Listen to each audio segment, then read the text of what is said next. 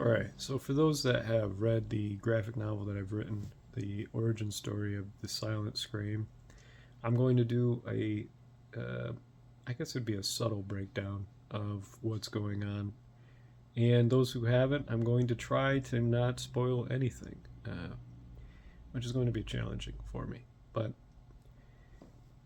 I will stop, I guess, halfway through the story because I feel like if I go into detail about every scene, there's really no point in reading it. The thing I'd like to discuss is the layers of, I guess, subtle uh, messaging I put inside of the Silent Scream graphic novel. The first thing that I put in was the beginning of each page has a capital letter it starts with, which kind of follows the old style, medieval style lettering.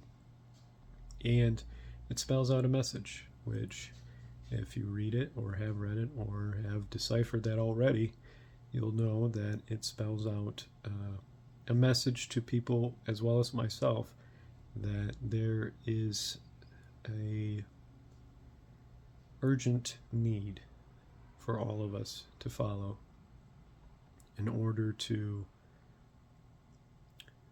prosper as a species. And I say as a species because it's in everybody. It's not just men or not just women, not adults or children or the elderly. It's every single person alive has to follow this one idea. So I spelled it out to make it kind of a subtle message to everyone. And I like Easter eggs, so it's kind of like an Easter egg. It's something that you can discover that you might not have originally discovered or can anticipate if you already see there is a message inside of it. So just a little something extra. As well as the fact that it's on a scroll. The original one with the audiobook was written in designed to be on a scroll because, like I stated before, the entire series transcends time. So this is just the introduction. And as it progresses, the actual physical scroll ends up in the story and kind of displays how this is a loop or a pattern that keeps happening throughout time. The pattern of behaviors inside the story. So, Lorenzo, the main character, if you can imagine a financially well off individual without any type of male guidance in his adolescence, with a lot of time on his hands and not a whole lot of consequences or authority, is a terrible cocktail for a young man, especially one that is incredibly intelligent and has great physical prowess. So he basically is left to his own devices and his ego, and he becomes basically a monster because he's not in check, because he doesn't really spend time with people. Um, he travels to the city in his spare time, but he lives in a small town, in a small home by himself, and rarely goes out. So his interactions are seldom, I should say, and more transactional than connection, authentic connection.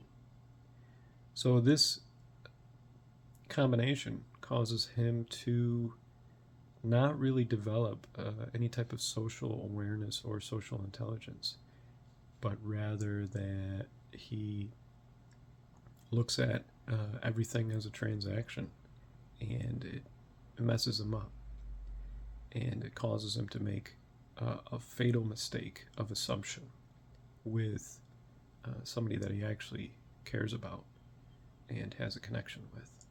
And that's part of the story, is how conditioning can cause assumption, and when it's met with reality, or I should say something that is the opposition of that conditioning, it causes massive problems and fallout. And that's really the turning point in the story, is this massive fallout that he has with somebody that he actually cares about, that's not transactional, and his first real attempt to make an authentic connection.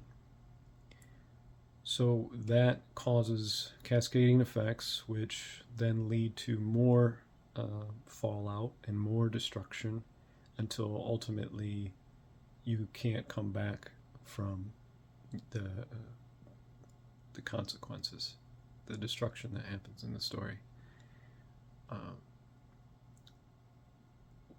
The hero that arises in this story, the Silent Scream, is also a side effect of these consequences, or this aftermath, I should say. And it's really hard to describe without giving away too much information. So for the people that have read it, they know what I'm talking about.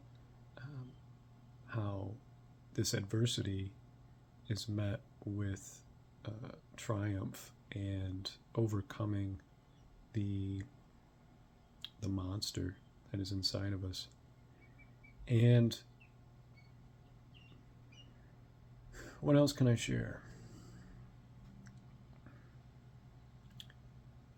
The other thing that I really kind of touched on in the story was how we all react differently to death and loss, how it affects us differently. And some of us, we process it outwardly, the grief, and some of us internalize and process it quietly inside by ourselves, based on what we've experienced growing up. Maybe childhood conditioning, where they've had to process a lot of pain by themselves in isolation, and they don't really know how to outwardly process with others. Let's see what else. The psychiatric abuse in the story.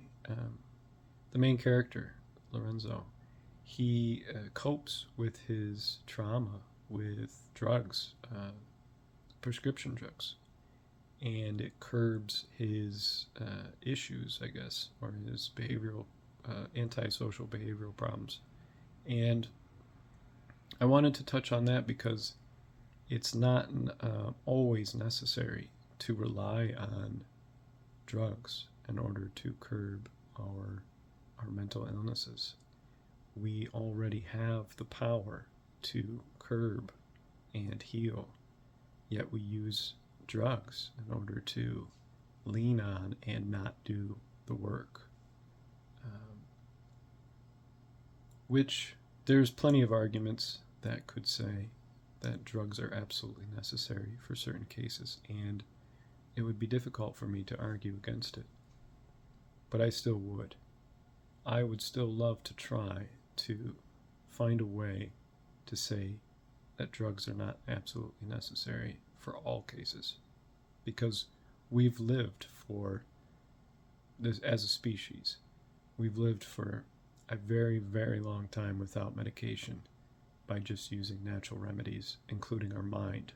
And we have survived countless generations without them. So to say we absolutely need them is an absolute lie. So that's pretty much all I can really share about the story, without giving away too much to people that haven't read it. So if you haven't, please read it, and if you have, please share your perspective. I would love to hear your interpretation of the story. I can't feel comfortable sharing my artistic expression or my reasoning and kind of spoil it for people. Because I've always felt like when the artist tells you what it means, it steals your own interpretation of the story. I don't like that. I like the fact that I let people see what they want to see. So it acts as a giant mirror. That's it for now. Until next time.